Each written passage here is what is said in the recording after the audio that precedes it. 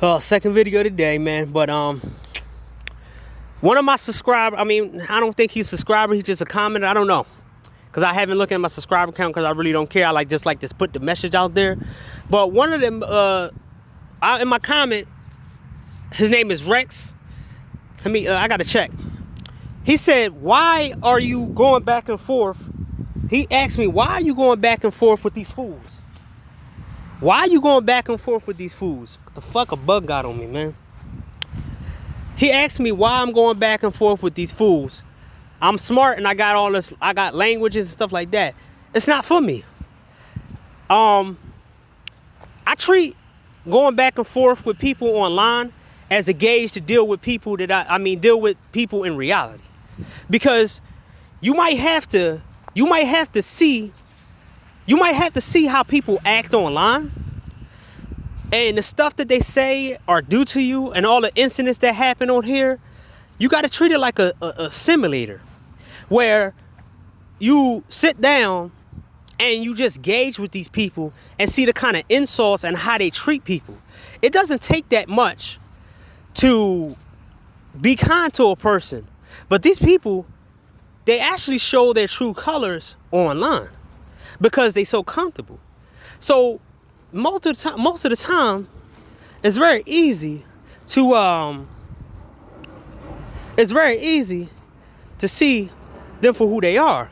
But it's also like a practice run on dealing with people and confirm it, where it's kind of like when you get these type of people that you meet online in real life, you know exactly what to do and what not to say and how to maneuver yourself out of the situation. Like the more you get around black people and you see it that they're talking about you and they calling you names, you're getting a gauge of what these people might say to you and what they might do and the kind of stuff the depths of stuff that they might do to you or say to you before you'd have to deal with them. You know how to have counters. It's like VR for boxing or VR for throwing a basketball or VR for flying a fighter pilot. You know, in the military, they got the VR training, and you're practicing how to fly around in a fighter jet. And then when they put you in the real fighter jet, you know what to do and how to maneuver. That's kind of like what I'm doing. But in the beginning, I'm not getting hurt by this kind of stuff.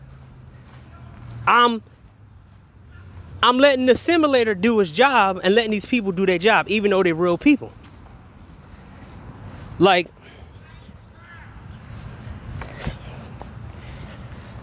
I treat the people online as human simulators, because we never gonna meet, and if we do meet, I already know what they do and what they might say.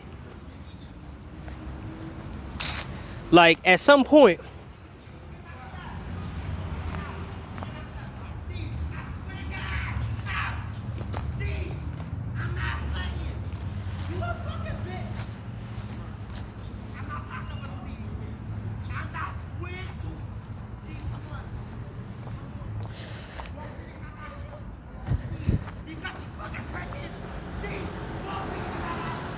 At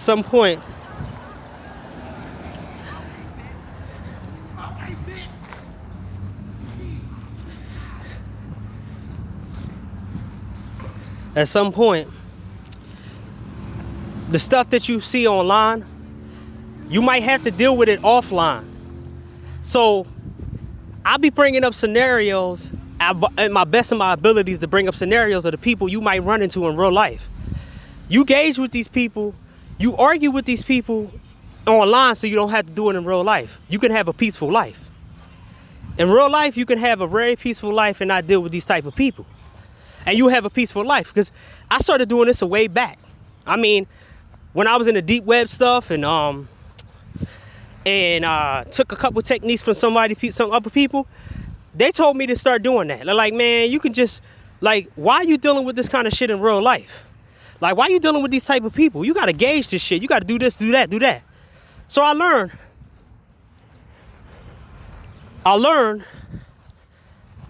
Oh yeah, I'm away from the situation. So I'm doing a video in the park, and you know, the so-called mudmen that I call, the mudmen is having a conversation with a tranny. I mean, with TS girl, and they're arguing, and he stole the TS girl's wallet or pocketbook. So that's what you heard in the background screaming, and he's playing around with it. So I mean, in my opinion, this the kind of stuff that they hide offline. This is stuff they hide online. These dudes messing with TS girls in real life. If you hear the like, I might show you the video. I might make a video of it, but I might not. But it's kind of yeah. You hear it screaming, and but let me continue. Let me continue the video. I use this as a VR simulator. I don't really waste that much time going back and forth with these fools for hours and hours and hours. That's why I don't get on panels. I don't waste my time with these people like I used to when I was more into social media. I make certain videos. I make certain videos.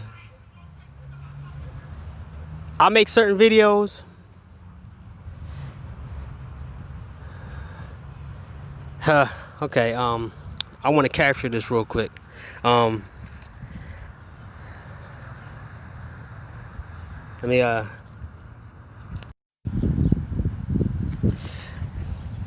okay, like I was saying, yeah, I got a video for y'all right now. I took a video of it. So after this VR video, me explaining why I be going back, I mean, kind of going back and forth with people, I'm gonna show you that these dudes are frauds out here, man. They say they get women and everything, but I bet you, you know, that I pretty much exposed the dude, you know, stole, he robbed a TS girl, and she's running after him. I think they did something in the park, and he stole the money, and she chasing him around. I ain't look at it. I ain't see nothing. All I saw was the screaming and yelling, and you know, chasing down the street. So I showed you the whole thing. But like I said before, when it comes down to the things online, I use it as a VR simulator. I don't really take to heart most of the time on here.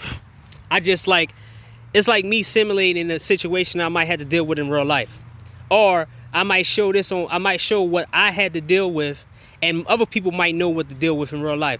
Like, a lot of us know how to duck and dodge certain people, but if this stuff gets in your face, like up front in your face, it's going to be like really, really, really hard to deal with when you got a lot of people. That's why I made that video of saying, you know, some people don't supposed to be around a lot of black people, because you might, you know, end up getting jumped. So that's my explanation right there, man. It's like, I don't really have to go back and forth with these people. It's more like me keeping myself aware and keep myself up. You know, like, it's a game called Hitman, right? And he's genetically engineered to be the best top KILL ER. So what he does is he keep practicing with every weapon, so he can keep himself up, and he keep himself up with his skills. That's kind of what I'm doing when I'm on here. It's me interacting with people, trying to help people the best of my abilities, but also simulating where I can keep myself up on what's going on in the world and how people act. Because, you know, no matter how many people say I'm socially awkward or whatever you want to say, I made that mistakes when I was in trade school. I got buddy with a dude who worked at the trade school in order to learn from him. But the dude,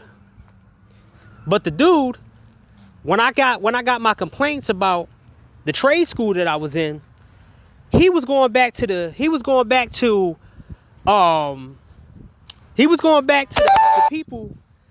at the trade school and telling them everything I said about the trade school.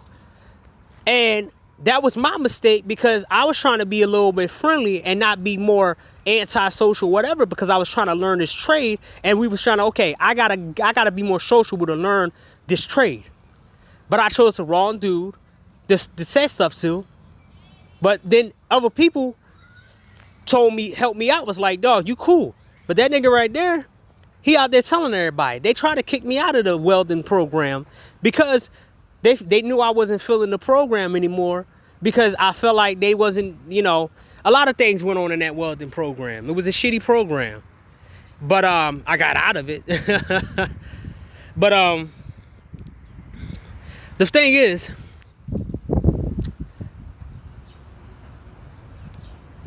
I was trying to be more nicer than I'm used to, and it caught me. And that was me trying to get my so-called, you know, get myself together. And that was pretty much at the same time when I was about to get out of that welding school. That's when this whole FBI stuff happened to me. But I was too busy to not update myself with certain things that I should have looked out for, because there was a lot of ex-mudmen. There was a lot of ex-mudmen in that school. A lot of ex-mudmen who was in there, from ex-felons, guys who had multiple baby mamas and all this other stuff. So I kind of, like, you know, in my opinion, I was trying to keep myself away from these guys, but I was trying to be more sociable so I can see what I can learn from people. But then I made that one mistake, but it wasn't a drastic mistake. It was, you can't associate with these type of people. Mistake that I made, and I won't make again. But if I had myself at my peak of dealing with certain people out here, I would have never made that mistake. So it's kind of making me, like, confirm myself and keep myself up in this kind of, it kind of keep me disciplined and kind of see what's out here. And also, when I do engage with these people that are against me or talking down, I can know what's going to not trigger me in real life and what doesn't trigger me in real life, and let them trap me up in certain situations. Also, it's me also showing other people to not let this happen to them, because there's a lot of people out here who, I don't want you to go in the streets to have street smarts. I want you to get them kind of street smarts from other people and apply it to your life. So that's why I go back and forth with certain people in there. So, you know, I can stay up on my game, what kind of people out here, keep myself on certain current events, see what kind of people is out there, catalog that, and then move on. So it ain't like I'm wrapped up in this stuff like that all the time. It's just me kind of keeping myself up to date and, you know, showing other people how it really looks like. And maybe somebody new is going to learn this kind of information. So that's about it, man.